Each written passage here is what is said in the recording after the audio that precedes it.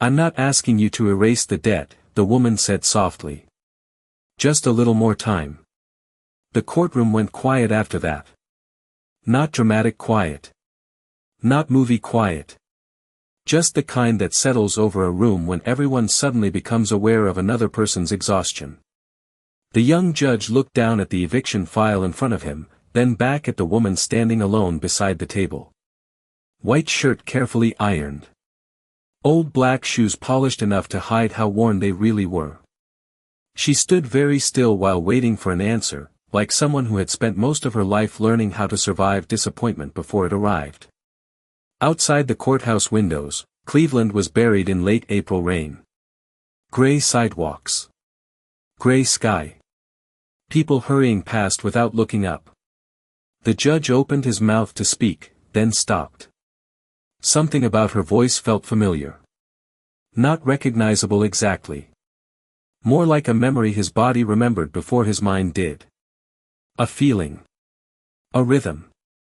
The strange ache of hearing something connected to a part of your life you haven't touched in years. The woman lowered her eyes to the floor and folded her hands quietly in front of her.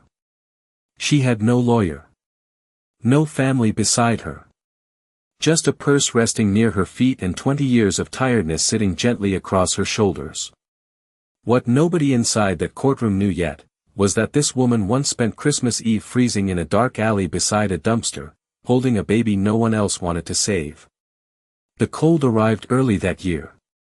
By the second week of December, Cleveland already looked tired of winter. Snow sat in gray piles along the sidewalks, soaked through with exhaust and dirty slush, while the wind moved through downtown streets hard enough to make people lower their heads and walk faster. On Christmas Eve, most windows glowed warm behind curtains. Families gathered around dinner tables.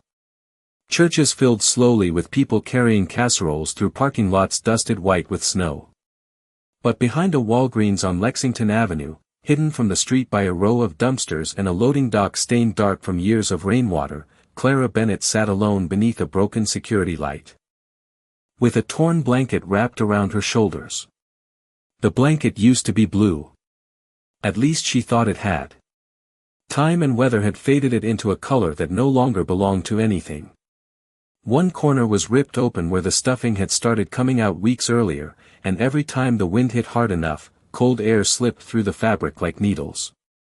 Still, she kept pulling it tighter around herself out of habit more than hope. Across the alley, an older man named Walter sat against the brick wall smoking the last inch of a cigarette with cracked fingers. He had been homeless longer than Clara. You could always tell the ones who had stopped expecting things to improve. They moved slower. Spoke less. Walter watched the snow blowing sideways through the alley for a while before glancing toward Clara. "You should head to the shelter before midnight," he muttered. Clara gave a small shrug beneath the blanket. "Full already?" Walter nodded once like he already knew the answer before asking. Somewhere nearby, church bells rang faintly through the wind. 11 o'clock. Christmas Eve. Clara looked toward the street where headlights passed in soft blurs beyond the alley entrance. She wondered briefly what it must feel like to be inside one of those cars. Warm heater. Music playing softly. Maybe somebody waiting at home. She stopped herself there. Thinking too long about other people's lives never helped. She learned that years ago. The wind shifted suddenly. Then came the sound. Soft at first. Weak enough that Clara almost mistook it for the squeal of rusted metal somewhere nearby. But then it came again. A cry. Walter frowned immediately. "You hear that?" Clara was already standing before answering. The cold hit her legs instantly as the blanket slipped from her lap. She moved slowly toward the dumpster beside the loading dock, boots crunching through frozen slush. The cry came again. Smaller this time. Clara stopped beside the dumpster and stared at the closed lid. Her stomach tightened. Walter stood up across the alley. "Clara," he said carefully. "Don't." She ignored him and grabbed the metal lid with both hands. The steel burned against her fingers from the cold. It took effort to force it open. Rust groaned through the alley as the lid lifted halfway. Inside sat black trash bags, cardboard boxes damp from melted snow, and near the center, a white grocery bag tied loosely at the top. The crying came from inside it.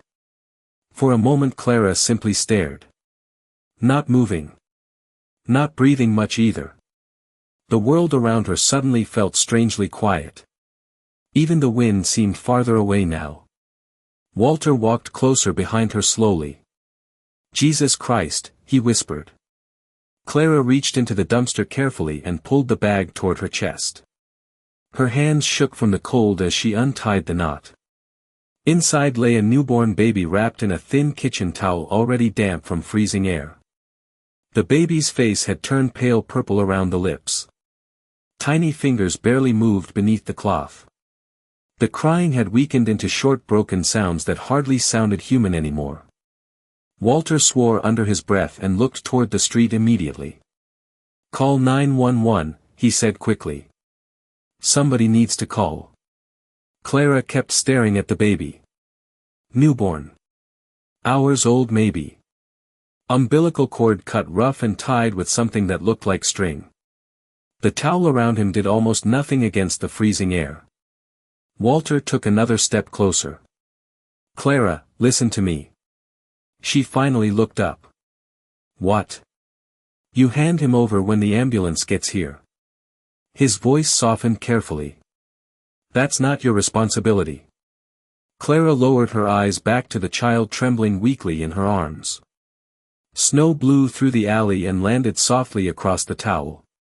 The baby barely reacted. Walter rubbed his hands together hard for warmth. "You're freezing already." Clara looked down at the blanket still wrapped around her own shoulders. Her only blanket. The only thing she owned that still counted as protection against nights like this. Slowly, she pulled it free from around herself. Walter stared at her immediately. No, Clara ignored him. She wrapped the blanket around the baby carefully, tucking the torn edges close beneath his tiny body to block the wind.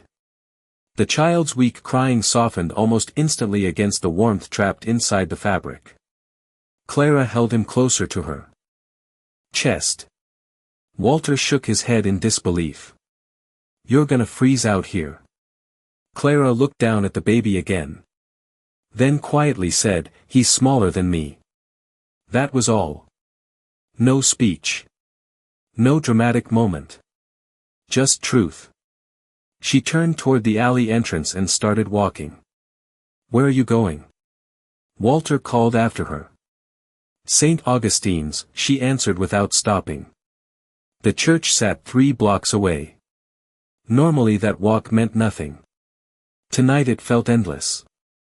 Wind slammed hard against her coatless body the moment she stepped out onto Lexington Avenue. The baby stayed hidden beneath the blanket against her chest while Clara walked faster through blowing snow, her fingers growing numb around the edges of the fabric. Most businesses had already closed for the night. Streetlights reflected gold against wet pavement while distant Christmas music drifted faintly from somewhere down the block. Clara passed a restaurant window where families sat eating beneath warm lights, laughing over drinks and plates of food. Nobody inside looked toward the sidewalk. She kept walking. Halfway to the church, the baby stopped crying completely. Clara froze in the middle of the sidewalk. Panic moved cold through her stomach faster than the weather ever could.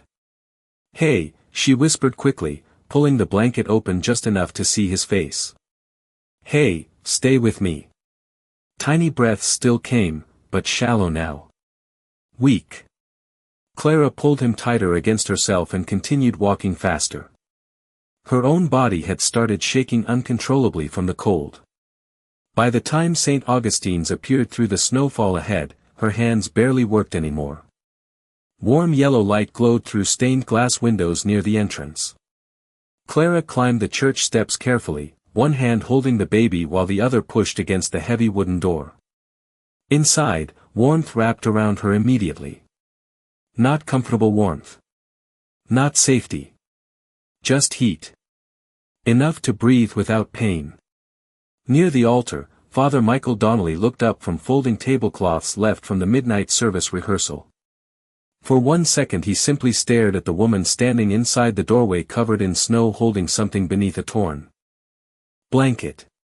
Then he saw the baby's face. His expression changed instantly. "Dear God," he whispered, already walking toward her. Clara's knees nearly gave out from relief. Father Donnelly guided her gently toward the front pew. "Sit down," he said softly.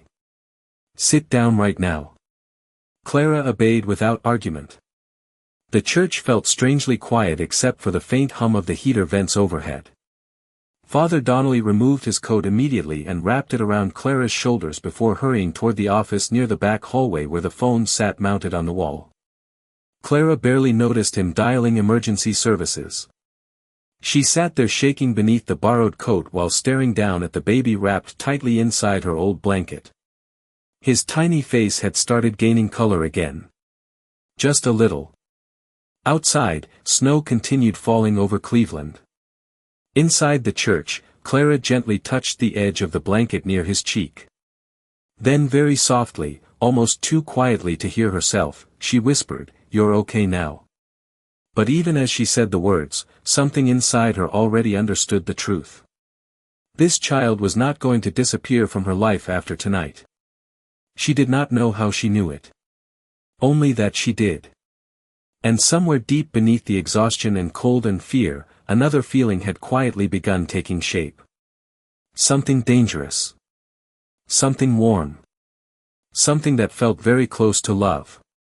The ambulance arrived 11 minutes later. Clara remembered the number because she counted every minute by watching snow melt slowly from the shoulders of the paramedic standing near the church doorway.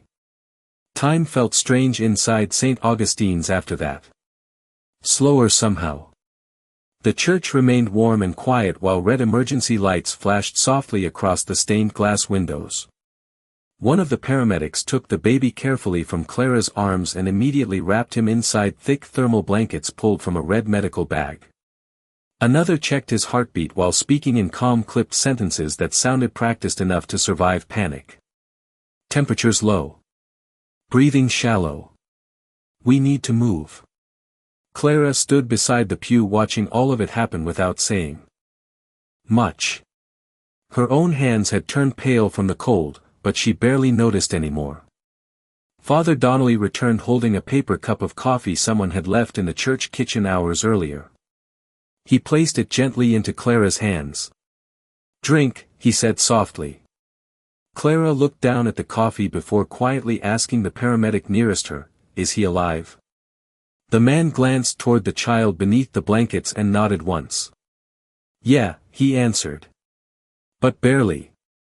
Clara lowered her eyes after that. Not because she was emotional. Not because she wanted to cry. She simply looked tired in a way that went deeper than exhaustion. One paramedic asked her a few questions while they prepared to leave. "You related to the child?" "No, you know who left him there?" "No, you found him alone." Clara nodded once. The paramedic studied her torn clothes and thin frame for a moment before asking quietly, "You got somewhere safe to stay tonight?" Clara hesitated long enough for him to understand the answer before she even spoke. "Not really." The man glanced briefly toward Father Donnelly, then back at Clara. "You can ride with us to the hospital if you want." Nobody officially invited her. Nobody explained why she was allowed to come. She simply followed the stretcher into the ambulance because leaving felt impossible now. The ride through Cleveland passed in silence except for the hum of tires against wet streets and the steady beeping of medical equipment near the baby's chest. Clara sat on a narrow side bench holding the paper coffee cup between both hands for warmth. She never drank it. Through the ambulance windows, Christmas lights blurred softly across dark neighborhoods while snow continued falling over empty sidewalks. Somewhere inside the city, families were opening gifts early. Children were asleep in warm beds. Clara watched the lights pass one by one and wondered briefly if the baby would remember any of this someday. Then she reminded herself that newborns remembered nothing. Metra Health Hospital smelled like bleach and overheated air. Nurses moved quickly through hallways while fluorescent lights buzzed softly overhead. Clara followed behind the stretcher until a nurse gently stopped her outside the neonatal unit. Only medical staff passed this point. Clara nodded immediately and stepped back without argument. She stood alone beside the wall while doctors disappeared behind double doors carrying the child she had found less than an hour earlier. The sudden emptiness hit harder than she expected. A young nurse behind the front desk glanced toward Clara after finishing paperwork. "Are you family?" Clara shook her head. "No, then how do you know the baby?" Clara looked through the glass windows toward the crowded neonatal room beyond them. "I was there," she answered quietly. The nurse studied her for a second before typing something into the computer. Clara sat down afterward in a plastic waiting room chair beneath a flickering television playing muted Christmas commercials. She stayed there for hours. Nobody asked her to leave. Nobody really spoke to her either. Hospital staff walked past carrying clipboards and coffee cups while announcements echoed faintly through overhead speakers. Around 3 in the morning, Father Donnelly arrived carrying a donated winter coat from the church clothing closet. "You left before I could give this to you," he said gently. Clara accepted the coat with both hands and slipped it on immediately. It smelled faintly like laundry detergent and old cedar closets. Warmer than anything she had worn in months. Father Donnelly sat beside her for a while in silence. Finally he asked, "Do you have family nearby?" Clara shook her head. "No, anyone at all. Not anymore." The priest nodded slowly without pressing further. Some people carried loneliness in ways that discouraged questions. Clara was one of them. Around dawn, a doctor finally stepped into the waiting area. Clara stood immediately before he even reached her. "He's stable," the doctor explained. "Mild hypothermia, but no permanent damage that we can see." Clara released a quiet breath she did not realize she had been holding. The doctor continued speaking about warming protocols and monitoring procedures, but most of the words blurred together after that. Stable was enough. Alive was enough. A few hours later, 2 CPS workers arrived, carrying folders and legal forms. One introduced herself as Denise Harper while the other, an older man named Richard Cole, spoke mostly by asking procedural questions in a tired voice that sounded rehearsed from years inside the system. Clara answered everything honestly. The dumpster. The alley. The grocery bag. The blanket. Richard wrote notes without much expression while Denise occasionally glanced toward Clara in ways that felt softer.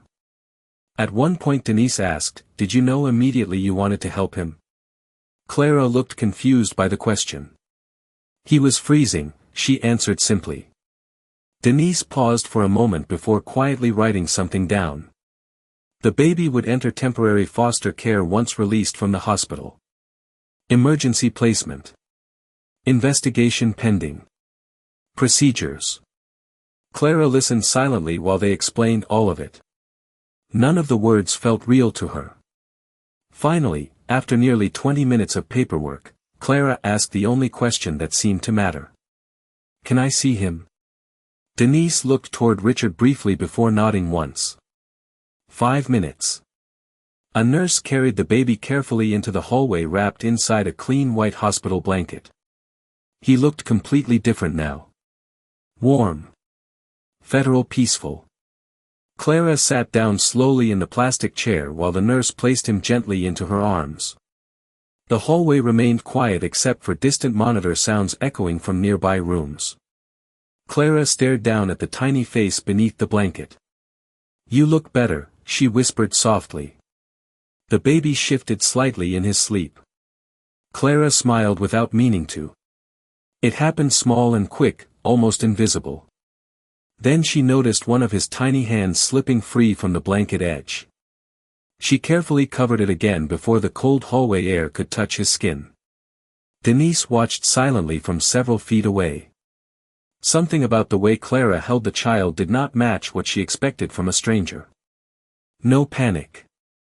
No performance. Just carefulness. The kind people usually learned after loving someone for a long time. Clara lowered her head slightly toward the baby. "You're okay now," she whispered again. But this time the words sounded different. Less uncertain. More like a promise she had quietly made to herself. The nurse eventually returned to take him back. Clara handed the child over slowly, reluctant in a way she did not fully understand yet. As the nurse disappeared down the hallway, Clara kept watching long after the baby was gone from sight. Denise approached carefully afterward. "Do you have somewhere to stay tonight?" Clara looked down at her hands. "I'll figure something out." Denise hesitated before reaching into her folder and removing a small card. "There's a women's transitional shelter on East 9th. They might have space after the holidays." Clara accepted the card politely. "Thank you." But when Denise walked away, Clara stared at the address for several seconds before slipping it quietly into her pocket. Then she sat alone beneath the fluorescent hospital lights while Christmas morning slowly brightened the windows outside.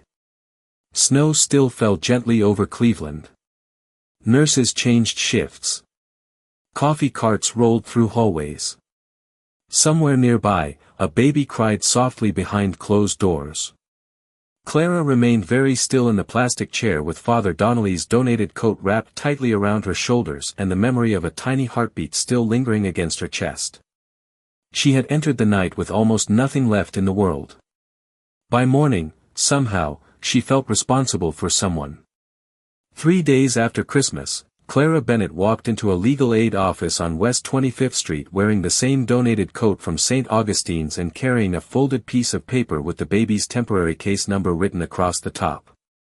Snow clung to the bottoms of her jeans from the bus ride downtown, slowly melting onto the faded carpet beneath her chair while she waited beside a row of people holding eviction notices, utility shut-off warnings, and unemployment forms. Nobody in the waiting room spoke much. Poverty usually made people quieter. Across from Clara, a mother bounced a restless toddler on her knee while reading the same one-page housing pamphlet over and over without turning the page. Somewhere farther down the hallway, a copier jammed repeatedly. The office smelled faintly like burnt coffee and old paper. Clara sat still with both hands folded around the case number as if holding it too loosely might somehow make the baby disappear from the world entirely. Finally a woman opened the office door and called her name. "Clara Bennett?" Clara stood immediately. The attorney introduced herself as Andrea Walsh. Mid-30s. Tired eyes. Hair pinned back carelessly like someone too busy helping other people to spend much time thinking about herself. Her office was small enough that one of the filing cabinets blocked part of the window. Andrea motioned toward the chair across from her desk. "What can I help you with today?" Clara carefully placed the folded paper on the desk between them. "I want to know how to adopt him." Andrea looked down at the case number first. Then back at Clara. Something in her expression softened slightly before practicality returned. "Can you tell me your relationship to the child?" "I found him." "You're related biologically?" "No." Andrea leaned back slowly in her chair. "Okay." She picked up a pen. "Tell me everything from the beginning." Clara explained the alley. The dumpster. The hospital. The CPS workers. The blanket. She spoke calmly the entire time, without dramatics, as though describing weather instead of the night that had quietly altered her life forever. Andrea listened carefully without interrupting much. When Clara finished, silence settled briefly across the tiny office. Finally Andrea exhaled slowly. "I'm going to be honest with you." Clara nodded once. "Please." "The odds are very difficult." Andrea opened a legal pad. "Do you currently have stable housing?" Clara hesitated. "No. Income?" "No. Family support?" Clara shook her head. Andrea tapped the pen softly against the desk for a moment before continuing. The state prioritizes stable placement. Foster certification, home inspections, financial review, background checks. It's a long process even under good circumstances. Clara listened quietly. What do I need to do? Andrea looked at her carefully after that. Not many people asked the question that way. Most asked whether something was possible. Clara only wanted instructions. Andrea spent the next 20 minutes outlining requirements while Clara wrote everything down carefully on the back of an old church bulletin she found inside her coat pocket. Transitional housing. Employment verification. Foster training. Court hearings. Documentation. Every sentence sounded heavier than the last, but Clara never interrupted. At the end Andrea finally asked, "Do you understand how difficult this will be?" Clara looked down at the handwritten notes in her lap. "Yeah," she answered softly. Then after a pause she added, "He was difficult to leave too." Andrea stared at her for a second before quietly sliding a business card across the desk. "There's a hospital on Carnegie looking for overnight housekeeping staff. It's not much, but it's steady." Clara picked up the card carefully like it mattered. "Thank you." "Don't thank me yet," Andrea replied gently. "You've got a long road ahead." Outside the office building, snow drifted slowly across downtown sidewalks while buses hissed to stops beside frozen curbs. Clara stood beneath the gray winter sky looking at the business card in her hand. St. Vincent Medical Center. Overnight environmental services. She folded the card carefully and slipped it into her coat pocket beside the baby's case number. For the next several weeks, Clara's life became a sequence of waiting rooms, bus routes, paperwork, and exhaustion. She found temporary space at the women's transitional shelter Denise recommended after Christmas. The shelter sat inside an old brick building beside a closed laundromat on East 9th. 20 women shared one large sleeping area divided only by thin curtains hanging from metal rods. At night, coughing echoed through the room while old heating pipes rattled loud enough to wake people every few hours. Clara rarely complained. She kept her small belongings folded neatly beneath her cot and woke before sunrise every morning to shower before the line formed. During the day she attended foster orientation classes at a county building downtown where social workers explained child safety regulations to rooms full of nervous couples carrying notebooks and coffee cups. Clara always sat in the back row alone. Most people there arrived in pairs. Married couples. Foster families. Older women with church groups. Clara arrived carrying a borrowed folder and writing every word down carefully in small neat handwriting. One Saturday afternoon, a social worker paused during class and asked everyone to explain why they wanted to foster children. Answers floated around the room politely.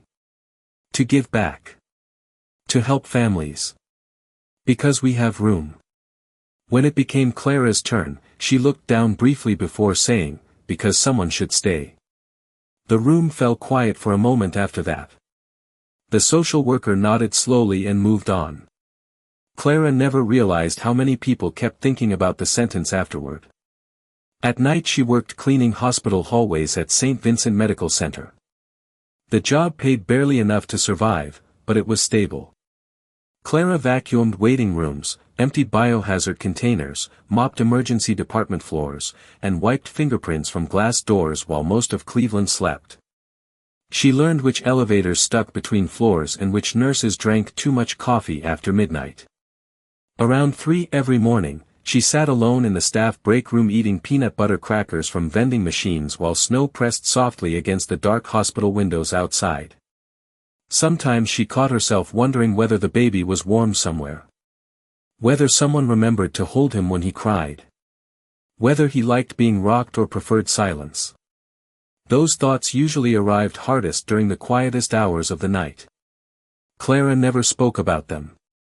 One evening near the end of January, Andrea called while Clara waited for the bus after work. "There's a studio apartment available on Euclid," she said. "Low-income transitional housing. It's small, but it passed inspection. Clara stood beneath the streetlight gripping the payphone receiver tightly while freezing wind moved through the bus shelter. How much? $420 a month. Clara closed her eyes briefly. The number sounded impossible and necessary at the same time. I'll take it. The apartment sat on the third floor of an old building above a pawn shop and a closed barber store. 1 room. Small kitchenette. Thin walls. But the heater worked. Clara stood alone inside the empty apartment the first night listening to pipes hum softly through the walls while city lights glowed outside the single window. For a long time she simply stared at the tiny space around her. Then slowly she sat down on the floor beside the radiator and cried for the first time since Christmas Eve. Not loudly. Not dramatically. Just quietly enough that nobody in the neighboring apartments could hear. By February, Clara's foster review hearings began. CPS workers inspected the apartment carefully while checking smoke detectors, cabinet locks, food supplies, and sleeping arrangements. Clara borrowed a crib from St. Augustine's after Father Donnelly drove it over himself in the back of his truck one snowy afternoon. It's used, he apologized while carrying it upstairs. Clara ran her fingers carefully across the wooden rail. So am I, she answered softly. Father Donnelly laughed harder at that than she expected. Over time, even the social workers began noticing something unusual about Clara Bennett. She never asked for sympathy. Never complained about money. Never exaggerated hardship. She simply kept showing up. Every class. Every appointment. Every hearing. One March morning after a home inspection, Clara overheard two county workers speaking quietly outside her apartment door while she pretended not to listen from inside the kitchen. You think she can handle this? One asked. The older woman sighed. Honestly? Yeah. I think she already has. Clara stood frozen beside the sink listening to their footsteps disappear down the hallway afterward. Then she lowered her eyes toward the tiny apartment around her. The crib near the wall. The borrowed blankets folded neatly nearby. A small stuffed bear Father Donnelly left without telling her. Everything looked temporary. Fragile. Like something that could still be taken away at any moment. She walked slowly toward the bedroom corner afterward and opened the cardboard box resting beneath the bed frame. Inside sat the torn blue blanket from Christmas Eve folded carefully into a square. Clara touched the fabric gently with her fingertips for several seconds before closing the box again. Then she returned to the kitchen table and continued filling out foster paperwork beneath the weak yellow apartment light while snow fell softly outside the window over Euclid Avenue. The first time Clara held Ethan legally as her son, it happened in a courthouse hallway that smelled faintly like old paper and wet winter coats. The judge had signed the temporary custody order less than 10 minutes earlier, and most people were already moving on to the next case by the time a county worker placed the baby carefully into Clara's arms beside the vending machines near the elevator lobby. Ethan was 6 months old now. Bigger. Healthier. His cheeks had filled out since the hospital days, and he wore a knitted blue cap someone from the foster system had sent with him that morning.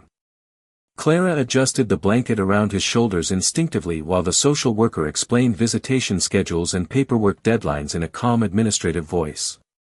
Clara listened carefully, nodding when necessary, but most of her attention stayed on the weight of the child against her chest. Real weight now. Warm. Alive. The social worker finally smiled softly before leaving. He likes being held on the left side, she said. He falls asleep faster that way. Clara shifted Ethan gently toward her left shoulder. Within minutes, his tiny breathing slowed against her neck exactly like the woman promised. Clara stood there silently in the hallway for a long time afterward while people in suits passed by carrying legal folders and coffee cups. Nobody noticed the way her hands trembled slightly beneath the blanket. Outside the courthouse windows, snow drifted slowly across downtown Cleveland. Clara eventually carried Ethan onto the city bus heading toward Euclid Avenue. The bus driver barely glanced up as she climbed aboard with the diaper bag Father Donnelly had donated from church storage. She sat near the back beside the heater vent while Ethan slept quietly against her chest during the ride home. The apartment looked even smaller with a crib inside it. Clara noticed that immediately. One room. Tiny kitchenette. Peeling. Paint near the radiator. But now there were baby bottles drying beside the sink. Tiny socks folded carefully inside the dresser drawer. Formula stacked near canned soup in the cabinet above the stove. Life had entered the apartment in pieces. Fragile little pieces. Clara spent the first several nights barely sleeping at all. Every small sound from the crib woke her instantly. Sometimes Ethan cried because he was hungry. Sometimes because he was cold. Sometimes for reasons neither of them understood. Clara learned quickly that exhaustion felt different when another person depended on you completely. Harder. But strangely cleaner somehow. More purposeful.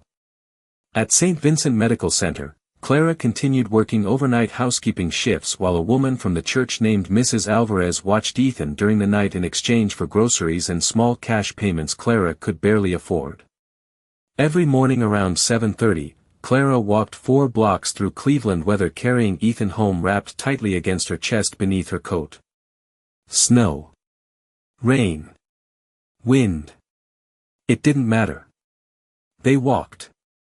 The city slowly began recognizing them together.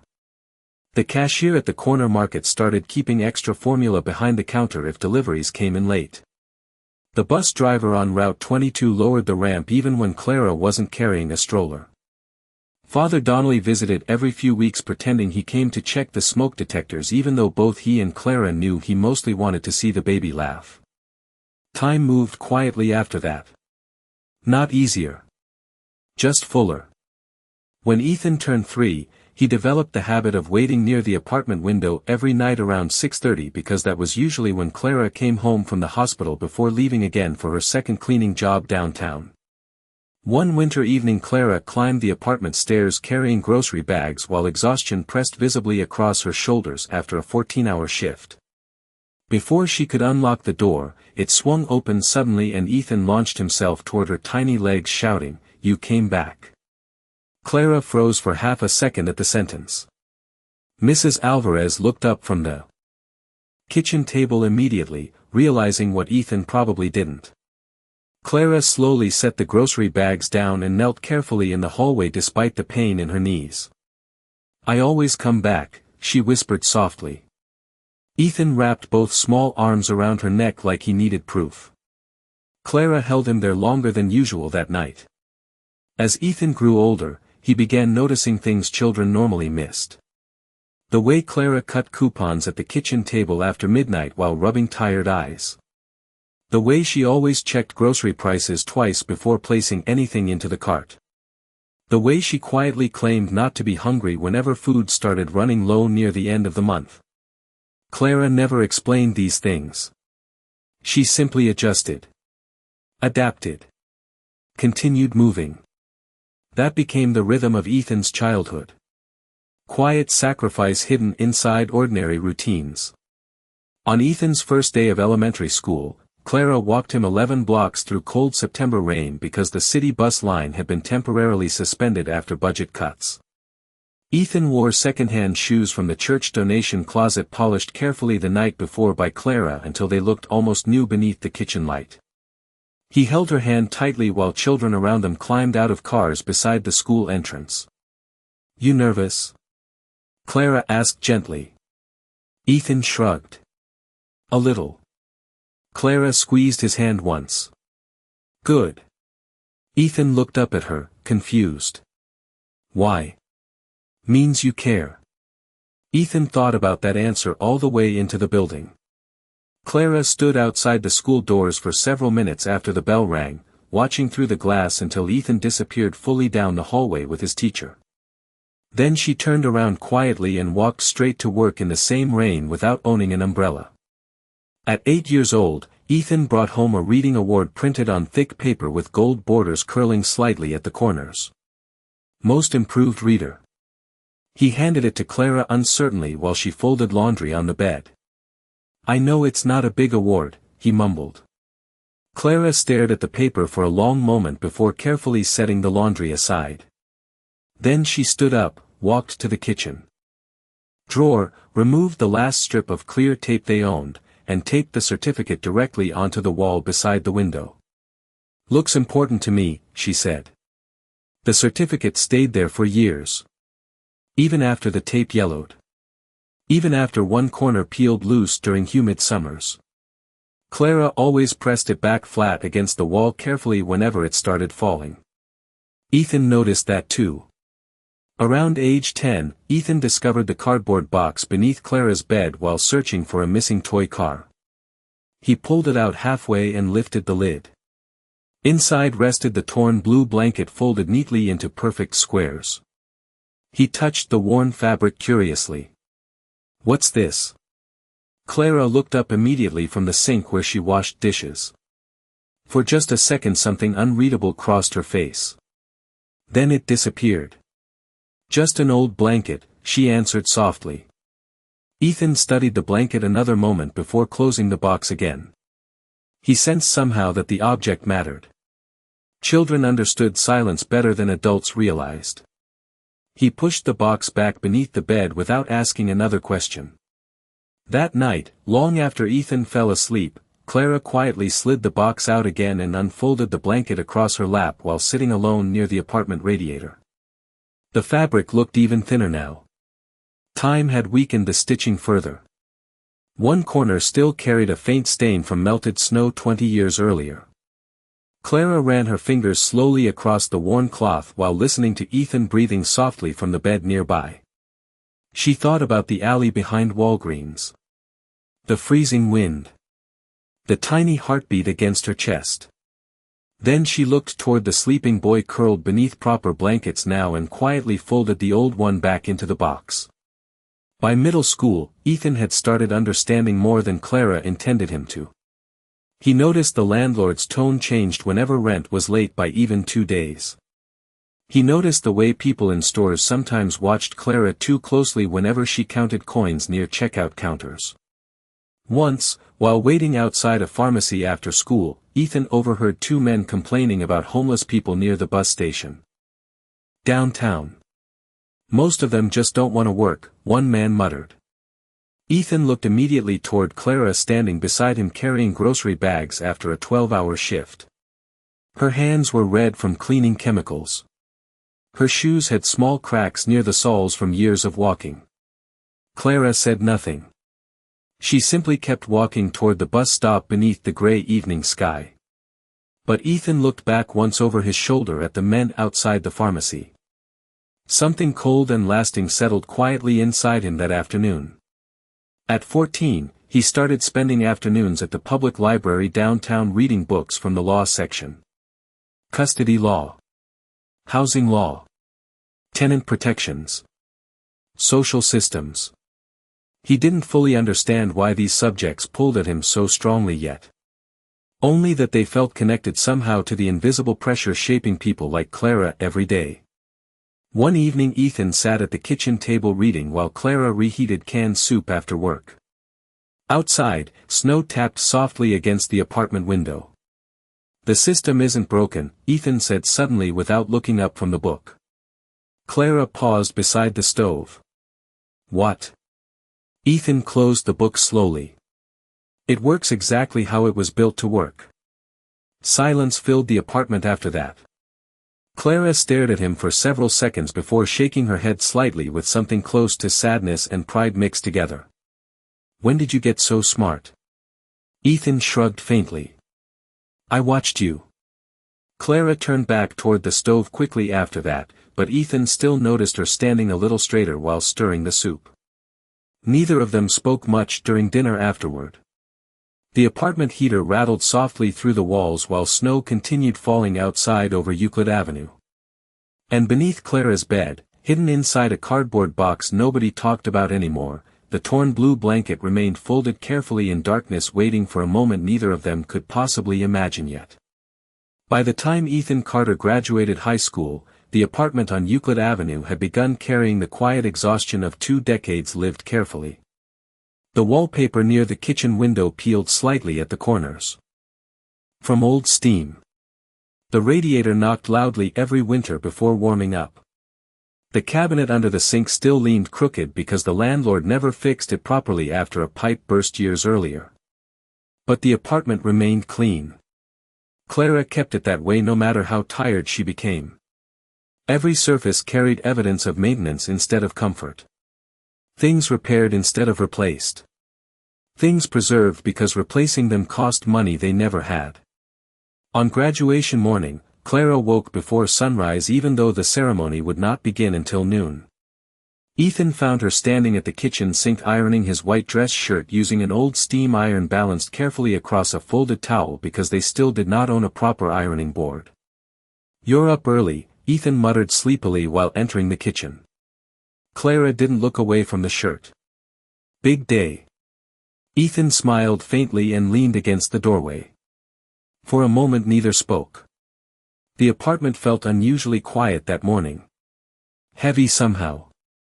Like both of them understood something was ending even if nobody wanted to say it out loud yet. Clara finally glanced toward him. "Your tie's hanging on the chair." Ethan nodded. "Thanks." Then after a pause he asked softly, "You nervous?" Clara snorted quietly. "I'm not the one graduating." But Ethan noticed she kept smoothing wrinkles from the shirt long after it was already perfectly flat. At the ceremony, Clara sat in the back row exactly where she always sat during school events. Not because nobody saved her a better seat. Because years of surviving quietly had trained her to avoid taking up space when she didn't need to. Ethan stood beneath the gymnasium lights wearing his graduation gown while classmates laughed loudly around him, parents taking photos from folding chairs below. When his name echoed through the speakers for academic honors and scholarship recognition, applause filled the room. Clara clapped softly from the last row beside the exit sign. She did not whistle. Did not cry publicly. But she held on to the program so tightly the paper bent beneath her fingers. Afterward, while students crowded together for photographs outside beneath bright June sunlight, Ethan finally spotted Clara standing near the parking lot holding his bouquet awkwardly like flowers still surprised her. "There you are," he said while walking toward her. Clara smiled faintly. "Figured you had enough people around you already." Ethan looked around at classmates hugging families beside expensive cars and restaurant reservations. Then back at Clara standing in her thrift store blouse beneath the heat with tired hands wrapped around grocery store flowers. "Yeah," he answered quietly. "But you're the one I was looking for." Clara looked away immediately after that, pretending to adjust the bouquet ribbon because emotions embarrassed her more than hardship ever did. 3 months later Ethan left for law school in Columbus with 2 duffel bags, a scholarship letter, and $600 Clara secretly saved over 3 years by skipping lunch breaks at work. She handed him the envelope at the bus station 10 minutes before departure. Ethan frowned immediately after opening it. "Clara, take it. You need this money. I need you to get there." Ethan stared at the bills inside the envelope for several seconds before quietly asking, "How long have you been saving this?"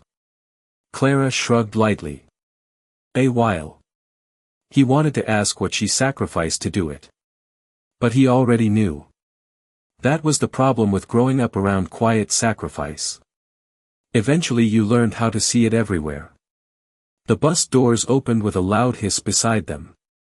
Passengers started boarding. Ethan hugged Clara tightly for the first time in years without self-consciousness. She held him hard enough that he briefly remembered being small again. "Call me when you get there," she said softly. "I will." Then after a pause she added, "And eat something besides noodles once in a while." Ethan laughed quietly. "I'll try." Clara watched the bus disappear down the road afterward until it became too small to distinguish from traffic. Then she stood alone beside the station bench for another full minute before finally turning toward the city bus stop that would carry her back to Euclid Avenue and another overnight shift at St. Vincent Medical Center. Law school changed. Ethan faster than either of them expected. Not morally. Not emotionally. But structurally somehow. His days became filled with lectures, internships, reading assignments, mock trials, networking events, and endless hours buried inside libraries beneath fluorescent lights. At first he called Clara every Sunday night exactly at 8 o'clock. Then every other Sunday. Then whenever he remembered after exams. Clara never complained. Every conversation sounded almost identical. How's school? Busy. You eating enough? Yeah. You sleeping? Not really. Good. Means you're working. Ethan always smiled at that answer. Toward the end of each call, he inevitably asked the same question. You okay? And Clara always answered the same way. I'm fine. 2 words. Calm. Automatic. Ethan believed her because he needed to. The alternative carried too much guilt attached to it. During his second year, one of Ethan's professors recommended him for a prestigious legal fellowship focused on housing law and eviction defense. The irony almost made him laugh when he read the acceptance email sitting alone in the campus library at midnight. He immediately called Clara despite the late hour. I got it, he said breathlessly once she answered. Clara sounded half asleep already. The fellowship? Yeah. Silence. Then a soft exhale on the other end of the phone. I knew you would. Ethan leaned back in the library chair smiling toward the dark windows overlooking campus. You always say that after it happens. Still counts. He laughed quietly. Then after a pause he asked, You sure I didn't wake you? Clara hesitated almost too long. No. I was up. Ethan glanced toward the clock. Nearly 1 in the morning. Why? Couldn't sleep. Everything okay? Just tired. Ethan accepted the answer because finals week had already hollowed him out emotionally. But after hanging up, Clara remained sitting alone at the tiny kitchen table staring at the overdue utility bill spread open beneath the weak apartment light. The hospital had started cutting overnight housekeeping hours months earlier. First small reductions. Then mandatory unpaid leave rotations. Clara picked up extra cleaning. Shifts downtown whenever possible, but at 58 years old exhaustion no longer passed through her body the same way it once had. Her knees ached climbing apartment stairs now. Her wrists stiffened after long shifts pushing industrial mops across hospital floors. She hid all of it from Ethan carefully. One November afternoon, Clara arrived at St. Vincent for work and found several employees gathered quietly near the staff lockers. Nobody spoke loudly. They didn't need to. Fear moved silently in places like that. The supervisor eventually called workers one by one into the human resources office upstairs. Clara waited almost 40 minutes before hearing her own name. The HR representative sat behind a desk with a folder already open when Clara entered. Young woman. Polite smile. Corporate sadness practiced enough to survive repetition. Clara, she began softly, the hospital is restructuring environmental services. Clara sat quietly listening while words like budget reductions and staffing realignment floated gently through the room. 15 years cleaning the same hallways. 15 years arriving before sunrise while most of the city still slept. 15 years reduced to a final paycheck and 2 weeks severance. Clara never raised her voice. Never argued. She simply nodded once and signed the paperwork where they pointed. Then she walked downstairs to the employee locker room carrying an empty cardboard box. Inside her locker sat a chipped coffee mug, spare shoes, ibuprofen, and an old photograph of Ethan wearing his middle school graduation gown while pretending not to smile for the camera. Clara packed everything carefully into the box. One of the younger nurses spotted her near the exit afterward. You leaving already? Clara adjusted the box in her arms slightly. Looks like it. The nurse frowned. This place won't be the same without you. Clara gave a tired little smile. You'll survive. Outside, cold November rain tapped softly against parked cars while Clara carried the cardboard box toward the bus stop. She stood beneath the shelter for almost 20 minutes before realizing she no longer had anywhere she urgently needed to be. Over the following weeks, Clara applied everywhere. Hotels, schools, office buildings, grocery stores, cleaning companies. Most interviews ended politely the moment employers noticed her age and work history. One manager glanced at her application and actually asked, "Do you think you can still handle physical labor?" Clara looked at him for a long second before answering, "I've been handling it my entire life." He never called back. Money disappeared quickly after that. Clara cut groceries first. Then heat usage. Then medication for her arthritis because prescriptions cost too much. She wore extra sweaters inside the apartment instead. When December rent came due, she paid only half. For the first time in 19 years. The landlord's office posted a warning notice on her door 3 days later. Clara folded the paper carefully and tucked it inside the kitchen drawer beneath old coupons and unpaid bills. She almost called Ethan that night. Almost. His contact name stayed glowing on her phone screen for nearly a full minute while snow fell softly beyond the apartment window. Then Clara quietly locked the phone and set it face down on the table. Ethan had final exams that week. She knew because he mentioned constitutional law outlines during their last conversation. Clara sat silently beside the kitchen window afterward, listening to the old radiator struggle against the cold while the apartment slowly darkened around her. Under the bed, the torn blue blanket remained folded inside the cardboard box exactly where it had always been. And somewhere 200 miles away in Columbus, Ethan Carter sat inside a law library studying eviction cases late into the night without realizing his own mother had just become one. The eviction notice arrived on a Thursday morning folded inside a bright orange envelope taped crookedly across Clara Bennett's apartment door. She noticed it immediately while returning from the laundromat downstairs carrying a plastic basket filled with clothes that still smelled faintly like industrial detergent and cold winter air. For a few seconds she simply stood there in the dim hallway staring at the envelope while footsteps echoed somewhere farther. Down the building. Apartment 3B. Past due. Legal notice enclosed. The words looked strangely formal compared to the life they threatened.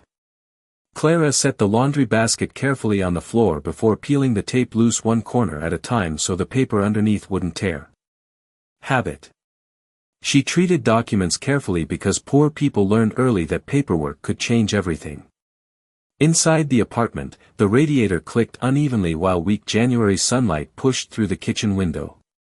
Clara sat at the small table beneath Ethan's faded reading certificate and opened the notice slowly. 4 months overdue. Balance owed including fees. Court hearing scheduled for April 22. Failure to appear may result in immediate judgment and removal proceedings. Clara read the paper twice. Then a third time slower. Not because she didn't understand it. Because some realities took repetition before the body accepted them. Finally she folded the notice neatly and placed it beside the unpaid electric bill already sitting near the salt shaker. Outside, a city bus hissed to a stop on Euclid Avenue while somewhere upstairs somebody argued loudly through thin apartment walls. Clara sat very still listening to ordinary life continue around her while something inside her quietly shifted out of place. She looked toward the bedroom corner after a while. The cardboard box beneath the bed remained tucked exactly where it always had been. The blanket was still there. That thought arrived first for some reason. Not the apartment. Not the furniture. The blanket. The only thing left from the night everything changed. Clara lowered her eyes toward the eviction notice again. 200 miles away in Columbus, Ethan sat inside a crowded lecture hall listening to a constitutional law professor discuss housing discrimination cases while typing notes into a laptop already cluttered with scholarship deadlines and internship applications. His phone vibrated once during class with a missed call notification from an unknown Cleveland number. He ignored it automatically. By the time class ended 3 hours later, he barely remembered seeing it. Life had become that fast now. Constant movement. Constant pressure. During lunch, one of his professors stopped him outside the law library to discuss a clerkship opportunity opening temporarily in Cuyahoga County after a junior magistrate resigned unexpectedly. "You're young," the professor admitted while walking beside him through campus snow. "Probably younger than they'd normally consider." Ethan adjusted the stack of books in his arms slightly. "That sounds encouraging." The professor laughed quietly. "It should be. You've got instincts most students don't." Ethan thanked him politely, but part of his attention drifted elsewhere. Clara had not answered his last 2 calls. Unusual. She always answered eventually even if exhausted. He made a mental note to try again later that evening. Back in Cleveland, Clara spent the next several weeks pretending nothing had changed. She woke early. Applied for jobs online at the public library because she could no longer afford internet service at home. Rode buses to interviews carrying the same worn folder of references and work history. Smiled politely when managers half her age explained they were looking for someone with more flexibility. One afternoon she cleaned tables at a diner for 4 unpaid trial hours before the supervisor casually informed her they decided to go another direction. Clara thanked him anyway before leaving through the employee entrance into freezing rain. Her dignity remained intact because she protected it fiercely. But exhaustion had begun settling into her bones differently now. Slower. Heavier. At night she sat alone at the kitchen table eating canned soup while the television played quietly to fill silence she no longer knew how to manage. Ethan called more often after noticing her distance.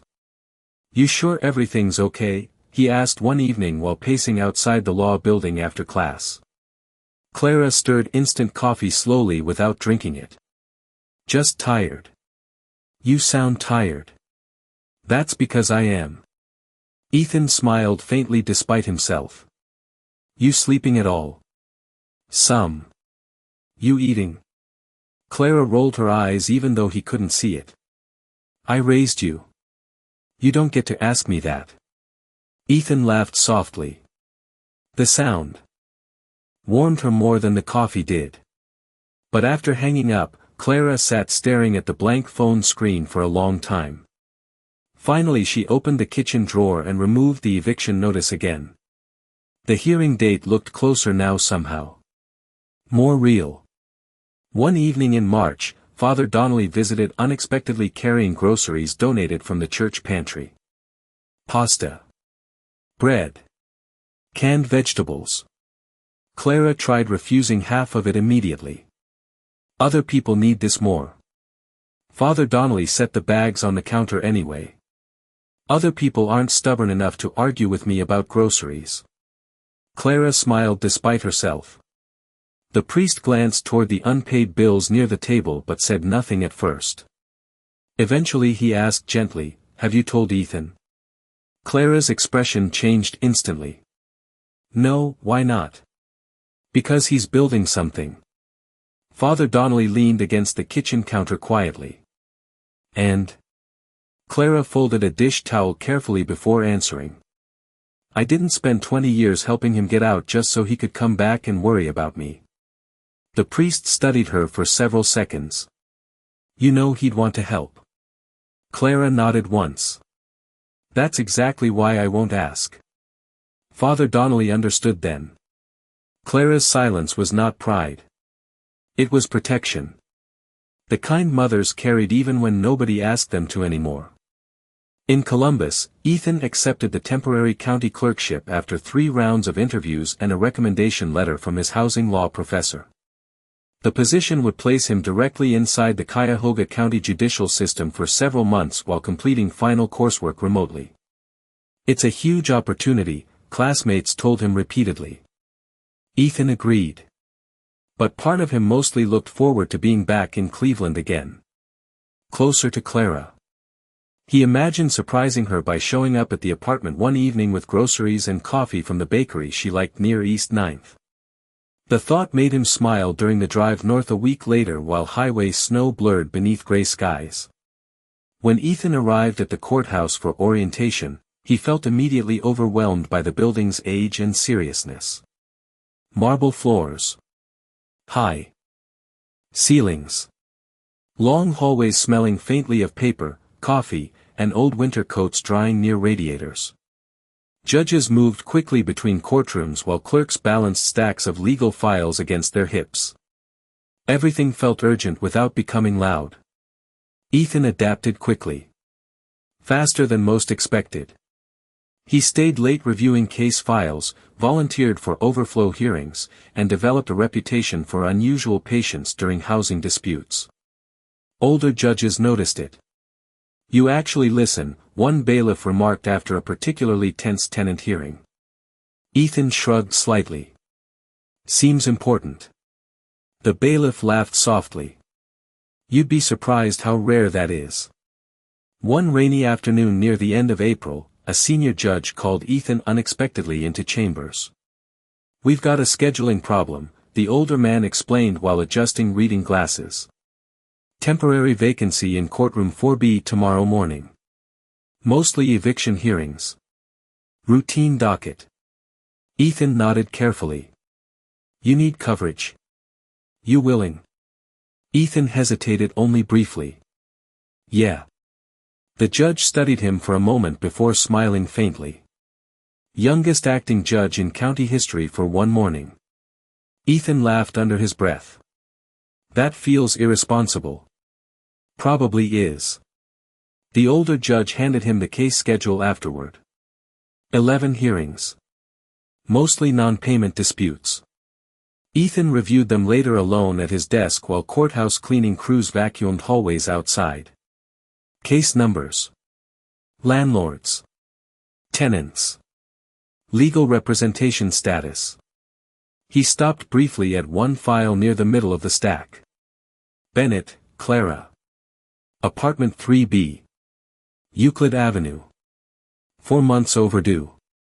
Something tightened unexpectedly in his chest.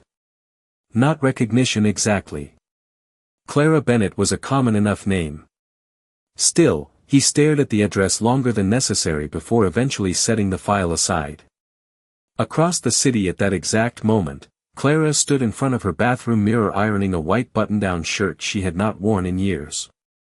The apartment remained silent except for the hiss of steam and the old radiator tapping unevenly against the wall. She polished her black shoes afterward using a little cooking oil on a rag because actual shoe polish cost too much now. Then she sat carefully on the edge of the bed and opened the cardboard box beneath it. The blanket looked smaller every year. Thinner too. Clara ran her fingers slowly across the worn fabric while rain tapped softly against the apartment window.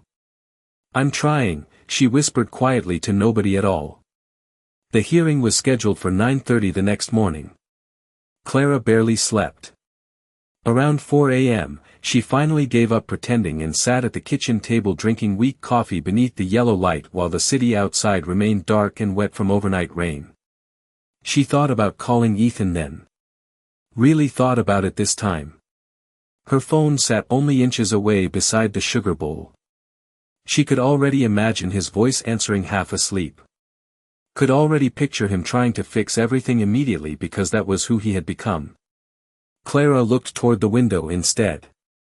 Somewhere out there her son was building a future larger than this apartment. Larger than this city maybe. She would not place her fear on his shoulders now. Not after all these years. At 8:40 the next morning, Clara stepped through the courthouse entrance carrying her worn purse and folded eviction notice while rainwater darkened the shoulders of her coat. Upstairs in courtroom 4B, Ethan Carter adjusted the sleeves beneath borrowed judicial robes while reviewing the day's docket one final time. Neither of them understood yet that the next hour would quietly rearrange both of their lives forever. The courtroom smelled faintly like rainwater, old paper, and industrial floor cleaner. Clara Bennett noticed that immediately while sitting alone in the second row waiting for the morning docket to begin. The smell reminded her too much of St. Vincent Medical Center. For 15 years she had spent entire nights creating that exact smell in empty hallways while most people slept safely somewhere else. Now she sat beneath fluorescent courthouse lights wearing a white button-down shirt she ironed herself on the kitchen table and black shoes polished with cooking oil because she could not afford polish anymore. Around her, people waited quietly with folders clutched against their laps. A young couple whispered anxiously beside the wall. An older man near the back coughed into a handkerchief while reading legal paperwork upside down without realizing it. Nobody looked at each other much. Eviction court carried a particular kind of silence. Not shame exactly. More like exhaustion that had finally reached paperwork form. Clara kept both hands folded neatly across her purse while staring toward the empty judge's bench. Rain slid softly down courthouse windows behind her. At 9:30 sharp, the clerk called the room to order. All rise. Everyone stood. The side door opened and Ethan Carter stepped into courtroom 4B wearing borrowed judicial robes still slightly too large across the shoulders. Clara looked up automatically with everyone else. For one brief moment, neither of them recognized anything except formality. Ethan saw an older woman sitting alone near the front row. Clara saw a very young judge moving carefully with the tense professionalism of someone aware he was being watched. 20 years had changed both of them too completely for recognition to arrive immediately. Ethan sat behind the bench and adjusted the stack of files waiting before him while the clerk called the first case. Landlord disputes moved quickly at first. Procedural questions. Payment histories. Continuance requests. Ethan handled each hearing calmly, listening more carefully than most judges twice his age. Clara noticed that. He looked people in the eyes when they spoke. Did not interrupt unnecessarily. Did not rush silence. Something about that unsettled her slightly though she could not explain why. Finally the clerk called her case. Novak Properties vs. Clara Bennett. Case number 24, EV 4471. Clara stood carefully and walked toward the defense table carrying only her folded notice and purse. Across the aisle, Gerald Novak's attorney rose immediately in a clean gray suit carrying organized paperwork and the confidence of someone whose life had never depended on a landlord's patience. Ethan glanced down at the file while the attorney summarized the case. 4 months unpaid. Repeated notices delivered. Outstanding balance owed. Legal right to repossession requested. The numbers sounded cold spoken aloud. Clara stared quietly at the table while rain tapped softly against the courthouse windows. Ethan finally looked toward her. Ms. Bennett, he said calmly, would you like to respond? Clara stood slowly. No notes. No lawyer. No performance. Just exhaustion wrapped carefully inside dignity. I lost my job in November, she said softly. St. Vincent Medical Center. Ethan paused almost invisibly at the hospital name. Clara continued. I worked there 15 years. I've been trying to find something else since. She glanced briefly toward the landlord's attorney before lowering her eyes again. I'm not asking the court to erase the debt. Her voice remained steady despite everything. I just need more time. Silence followed. Short. Barely noticeable to anyone else in the room. But something inside Ethan tightened suddenly and unexpectedly. The voice. Not the words. The rhythm underneath them. Calm despite humiliation. Tired without bitterness. His chest felt strangely hollow for one disorienting second. Clara stood quietly waiting while he looked down at the file again. Bennett. Clara. Euclid Avenue. 58 years old. No legal representation. Ethan swallowed once. Something about her felt familiar in a way logic could not explain yet. He glanced toward her hands resting carefully beside the table. Worn hands. Red around the knuckles from years of cleaning chemicals and winter cold. A strange ache moved through him suddenly. Like hearing a melody from childhood without remembering where it came from. Ethan cleared his throat softly. The court will take a 15-minute recess before ruling. The attorney looked surprised immediately. Your Honor, the facts here are fairly straightforward. Ethan's eyes remained on the file. 15 minutes. His tone stayed polite but final. The attorney sat back down. Clara looked confused more than hopeful while Ethan rose from the bench and disappeared through the side door into chambers. Once alone inside the small office behind courtroom 4B, Ethan closed the door carefully and sat down hard in the chair beside the desk. Rain pressed against the narrow courthouse window while he stared at the case file resting in his hands. Why did her voice feel familiar? Why did hearing her say, "I just need more time," feel like something had reached directly into his chest and tightened around an old invisible wound? Ethan leaned back slowly and rubbed one hand across his face. He knew exactly what he sounded like right now. Emotional. Irrational. Dangerous inside a courtroom. But the feeling would not leave. Finally he opened the file again. Clara Bennett. Euclid Avenue. Former hospital custodian. No dependents listed. Ethan stopped there. No dependents. The phrase unsettled him immediately for reasons he still couldn't fully explain. He thought about Clara standing alone at the table in polished shoes too carefully maintained to belong to someone who stopped caring about appearances. He thought about the way she answered questions without begging. Without self-pity. Then another thought arrived quietly beneath all the others. My mother used to sound like that. Ethan sat up straighter instantly. No. Impossible. Bennett was common enough. Cleveland was huge. And he had not seen Clara in nearly 2 years except through rushed holiday visits and brief phone calls squeezed between exams and internships. Still, something inside him refused to settle. Ethan picked up the courthouse phone and called records downstairs. I need an old adoption file pulled. The clerk sounded annoyed already. Case number? Ethan hesitated briefly before answering with his own. 20 minutes later, a thin manila folder arrived carried by a courthouse assistant who barely looked up while dropping it onto the desk. Ethan waited until the door closed again before touching it. The folder looked absurdly small considering it contained the legal beginning of his entire life. He opened it slowly. Adoption records. Temporary custody hearings. Foster placement review. Then finally the intake summary from December 24, 20 years earlier. Infant male discovered abandoned behind commercial property on Lexington Avenue. Retrieved by civilian identified as Clara Bennett. Ethan stopped breathing for a moment. His eyes moved lower across the page. Civilian surrendered personal blanket to preserve infant body temperature during transport. Ethan leaned back slowly in the chair. The room around him suddenly felt very quiet. Rain tapped softly against the courthouse window while fluorescent lights buzzed overhead. He looked down again at the word civilian surrendered personal blanket.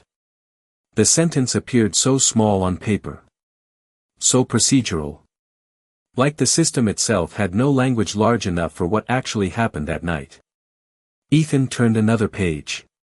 Foster recommendation. Home evaluations. Employment verification from St. Vincent Medical Center. Then a handwritten note attached near the bottom from a social worker 20 years earlier. She keeps showing up. Ethan closed the folder carefully after that. Not because he finished reading. Because he physically could not continue for a moment. Clara Bennett. His mother. Sitting alone in courtroom 4B facing eviction while he wore borrowed judicial robes behind a bench deciding whether she deserved more time. Ethan lowered both hands over his mouth and stared silently toward the floor. Memory moved strangely through him after that. Not clear scenes. Fragments. Clara standing in rain outside elementary school. Clara pretending she already ate dinner. Clara fixing broken shoelaces with fishing line instead of buying new ones. Clara saying I always come back. The realization settled heavier with each passing second. She never told him. Not once. Not about the alley. Not about the blanket. Not about almost freezing to death so he wouldn't. Ethan stood abruptly and crossed toward the courthouse window while rain blurred the city below. People moved across sidewalks carrying umbrellas, completely unaware that an entire human life had just rearranged itself inside a small office above them. 20 years. 20 years of sacrifice hidden inside ordinary routines he thought he already understood. And all this time he only saw part of it. Ethan looked back toward the adoption file resting open across the desk. His throat tightened painfully. Then another thought struck harder than the rest. Clara was still sitting out there. Alone right now, believing he was just another judge. Ethan closed his eyes briefly. The law was clear. He could not remain on the case. But something far deeper than law had already shifted inside him forever. After several long seconds, Ethan straightened slowly, wiped both hands once against his robe, and picked up the adoption file carefully before placing it inside the desk drawer. Then he opened the chamber door and walked back toward courtroom 4B, carrying the full unbearable weight of what love had actually cost the woman waiting there. When Ethan stepped back into courtroom 4B, the room felt different somehow. Smaller. Quieter. Like the air itself had shifted while he was gone. Clara still stood near the defense table with both hands folded gently across her purse, waiting patiently the same way she had waited through most of her life. The landlord's attorney glanced up expectantly. Court staff shuffled paperwork near the clerk's desk. Rain continued sliding down the courthouse windows behind them in long silver lines. Ethan sat slowly behind the bench, but for the first time that morning the robe across his shoulders no longer felt symbolic. It felt heavy. He looked down briefly at the case file in front of him before speaking carefully. Due to newly discovered personal conflict connected to this matter, the court is recusing itself from further proceedings. The attorney blinked in confusion. Clara looked up slowly. Ethan continued calmly. The case will be reassigned and continued for 30 days. A pause. No judgment will be entered today. The attorney started to object again but stopped after seeing Ethan's expression. Something inside the young judge's face had changed while he was gone. Not unprofessional. Just deeply human in a way difficult to explain. Ethan signed the continuance paperwork carefully before standing. Court is adjourned. The room emptied gradually after that. Chairs scraped softly against tile floors. Conversations drifted into hallways. Clara remained near the table gathering her purse slowly while confusion settled quietly across her features. She had expected embarrassment today. Maybe humiliation. Possibly the end of the apartment entirely. Instead she felt strangely unsteady, like she missed part of a conversation everyone else somehow heard already. Ethan waited until the courtroom doors finally closed behind the last clerk before speaking again. Ms. Bennett, Clara turned toward him. Ethan hesitated briefly. The professional distance between them suddenly felt unbearable. Slowly, he removed the judicial robe and folded it over the back of the chair beside the bench. Without it, he looked younger immediately. More familiar somehow. Clara watched him carefully while he stepped down from the raised platform and crossed the courtroom floor toward her. Not above her anymore. Beside her. Ethan stopped a few feet away. For several seconds neither spoke. Rain tapped softly against the windows while distant courthouse sounds echoed faintly through the hallway outside. Finally Ethan reached into the folder beneath his arm and placed a single photograph gently onto the defense table between them. Clara lowered her eyes toward it. The picture showed a much younger version of herself standing outside Euclid Avenue apartments holding a little boy bundled inside an oversized winter coat while snow covered the sidewalks around them. Ethan had been maybe 7 years old. Clara's hand trembled slightly the moment she recognized the photograph. "Where did you get this?" she whispered. Ethan swallowed carefully before answering. "It was in my adoption file." Silence. Clara looked up slowly at him. Ethan held her gaze this time. No courtroom distance left. No titles. No protection. "I read everything," he said quietly. Clara's face changed almost imperceptibly. Not shock exactly. Something deeper. Older. The kind of fear people carried when a truth they buried carefully for years finally stepped into the light on its own. Ethan spoke again before she could answer. "The alley." His voice nearly broke on the word. "The blanket." Clara looked away immediately. Ethan understood then. She had never intended for him to know. Not because she was ashamed. Because she believed love counted less once people started measuring it. He stepped closer slowly. "Why didn't you tell me?" Clara stared toward the rain-covered windows instead of answering. Her eyes had already filled slightly, though she fought to contain it. "It wasn't important." Ethan let out the smallest disbelieving breath. "It wasn't important." Clara finally looked at him again. "You were alive. That was important." Ethan stood completely still after hearing that. 20 years. 20 years of sacrifice reduced so naturally into one simple sentence. "You were alive." Clara lowered her eyes toward the photograph again. "I didn't save you because I expected something back," she whispered. "I know. Then why does this feel like you're looking at me differently?" Ethan opened his mouth, but no words arrived immediately. Because she was right. Something had changed. Not love. That already existed. But scale. Weight. Understanding. Ethan had spent most of his life believing he understood sacrifice because he watched Clara work herself exhausted every day. But this reached further back than memory itself. Before language. Before childhood. Before he even knew what loneliness was. Ethan pulled out the chair beside the defense table slowly and sat down across from her. Clara remained standing another moment before finally sitting too. The courtroom around them felt strangely intimate now in its emptiness. Rain softened outside. Somewhere far down the hallway, a janitor pushed a cart across tile floors. Ethan stared at his own hands for a second before quietly asking the question that had lived somewhere inside him for years without shape. "Why did you keep me?" Clara closed her eyes briefly after hearing it. Not because she needed time to invent an answer. Because she already carried the truth too close to the surface. "Because you were real," she said softly. Ethan looked up. Clara's voice remained calm despite the tears finally slipping free now. "Everything else in my life kept disappearing back then. Jobs. Places to stay. People." She smiled sadly for a moment. "But when I held you, you were real." Ethan felt something inside him break open quietly after that. Not dramatic. Not loud.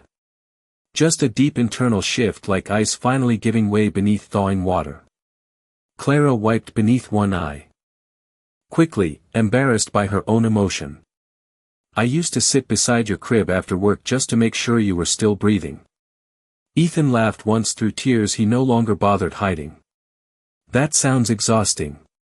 It was. Clara smiled faintly too. "You cried constantly." "Sorry about that." "You should be." The joke settled softly between them. Small. Human.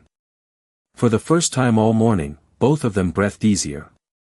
Ethan looked toward the courthouse windows afterward, where rain had finally slowed into mist across the city. "I almost evicted you today." Clara shook her head gently. "No," Ethan frowned slightly. "No. You gave me more time." Ethan stared at her quietly. "Even now. Even after everything." She still chose gentleness over guilt. That realization hurt and healed him at the same time. After several moments, Ethan reached into the folder again and removed another paper carefully folded in half. The continuance order. I can't legally stay on the case, he explained softly. But there are housing assistance programs. Emergency hardship protections. I already called someone. Clara looked immediately uncomfortable. Ethan, please. His voice lowered. Just let somebody help you this time. Clara's eyes moved toward the table while silence stretched between them again. Finally she nodded once. Very small. Ethan exhaled slowly afterward, relief moving visibly through his shoulders. Outside the courtroom windows, afternoon light had begun pushing weakly through the clouds over downtown Cleveland. The storm was ending. Hours later, after paperwork finished and courthouse hallways emptied nearly completely, Ethan drove Clara home himself. Neither spoke much during the ride. They didn't need to. The city moved quietly around them beneath damp streets and fading gray skies. When they reached Euclid Avenue, Ethan carried her grocery bag upstairs automatically while Clara unlocked apartment 3B. The familiar smell of old radiator heat and laundry soap greeted them the moment the door opened. Ethan stepped inside slowly, seeing the apartment differently now. Not small. Not worn down. Sacred somehow. Every cracked cabinet and patched curtain suddenly carried the weight of years he never fully understood until today. Clara set her purse carefully on the kitchen table beneath his old reading certificate still taped beside the window. The edges had yellowed with age. Ethan stared at it quietly. You kept that? Clara looked confused by the question. Of course I did. Ethan smiled faintly. Later that evening, while Clara reheated soup on the stove, Ethan knelt beside the bed and pulled out the cardboard box he remembered from childhood. Clara noticed immediately but said nothing. Ethan lifted the lid slowly. Inside rested the torn blue blanket folded carefully into neat squares after all these years. He picked it up gently. The fabric looked impossibly small in his adult hands now. Thin. Frayed. Almost weightless. But Ethan held it like something holy. Clara watched from the kitchen without speaking while steam drifted softly upward from the soup pot behind her. Ethan ran his fingers carefully across the worn edge where stitching had come loose decades earlier. Then finally he looked up at her. You almost froze. Clara shrugged lightly. You were smaller than me. The sentence landed harder this time because now he understood where it came from. Ethan lowered his eyes back toward the blanket while silence filled the apartment softly around them. Not empty silence. Full silence. The kind that only arrives after truth finally settles where it belongs. Outside, evening snow had begun falling gently across Cleveland again. Inside apartment 3B, the old radiator clicked steadily against the wall while warm soup simmered on the stove and a tired woman quietly set 2 bowls on the table for dinner. Ethan folded the blanket carefully one final time before placing it back inside the box exactly where Clara had always kept it. Then he stood slowly and joined her beneath the weak yellow kitchen light while snow continued drifting silently beyond the apartment window.